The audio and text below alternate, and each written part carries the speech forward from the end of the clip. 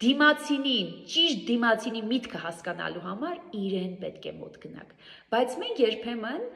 կոնֆլիկտները դադարեցնելով կարծես օտարվում ենք իրարից եւ մեր ներսում լինում են բազում չլուծված հարցեր, չլուծված խնդիրներ, հենց այս պատճառով, որովհետեւ մենք չունենք հաղորդակցվելու հմտություն, մենք չունենք ճիշտ կոնֆլիկտելու կարողություն, մենք չենք կարողանում ֆունկցիոնալ կոնֆլիկտել, ֆունկցիոնալ վիճել, վեճ, որի արդյունքում մենք ավելի իրար կմոտենանք, վեճ, որի արդյունքում մենք իրար կճանաչենք,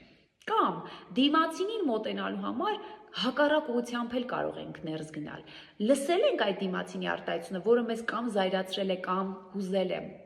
մտածենք, միգուցե սա իմ ներսի համար ինչ-որ տրիգեր է, հասկանանք, ինչու է այս բառը ինձ այսքան շարժում, ես այս բառի հետ կապված ինչ պատմություն ունեմ, ինչ ասոցիացիաներ ունեմ, որտեղից է ինձ ծանոթ այս արտահայտությունը, որից ես այսպես հուզվեցի,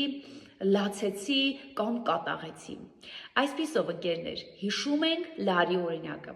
Ցանկացած կոնֆլիկտային իրավիճակում փորձում ենք լայն ականջով լսել, ուշով լսել, թե ինչ է ասում մեզ մեր դիմացինը, եւ փորձում ենք հասկանալ դիմացինի ասածը մեզ վրա ինչ ազդեցություն է ունենում, ինչ ներազդում է ունենում, իր ասած ճիշտ որ միտքը ինձ այսպես հուզեց, ճիշտ որ պահին ես այսպես քանդվեցի, ես այսպես փլվեցի եւ նմանօրինակ վերլուծությունը կօգնի, որ դուք հասկանաք դիմացինին եւ ինքներդ ձեզ։ Իսկ ովքեր որ չեն կարողանա այս վերլուծության ընթացքը ինքնուրույն անցնել, կարող եք դիմել ինձ, զանգահարելով ես եւ մենք կրթախորհրդատվական կենտրոն 095 51 44 54 հեռախոսահամարով։ Ես սիրով մասնավոր ձեր դեպքը կվերլուծեմ եւ կփորձենք միասին դուրս բերել